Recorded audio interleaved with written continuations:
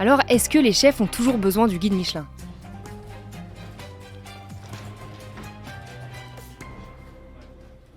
Ce sont les Oscars du monde de la cuisine. Le prix Michelin du chef mentor 2024 est attribué à un certain Yannick Aleno.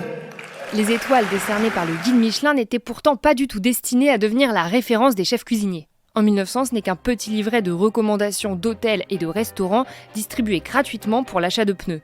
Sa renommée grandit et il connaît peu à peu un succès mondial. Ses ventes culminent à 1 million d'exemplaires par an dans les années 70-80.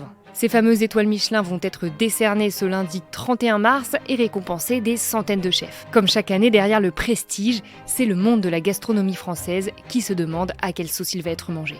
C'est le chef et les gérants qui ont la pression maximale là-dessus. J'ai mis une bonne heure à réaliser, à me rendre compte. Et après, ça m'a vraiment touché, quoi. Enfin, moi, je sais que j'ai vomi, parce que j'ai fait 17 ans de gastronomie, 17 ans d'étoilé, que j'ai jamais manqué une cérémonie du Michelin à la télé. Même quand on était en cuisine, on mettait un téléphone. Je veux dire, ça faisait partie des choses qu'on a toujours fait dans des grosses maisons. Et les cuisiniers tremblent. Un mois avant, ils font attention, le guide Michelin va venir. Si les étoilés veulent vous dire la vérité, on tremble, on dort pas un mois avant. Mais bien sûr que non.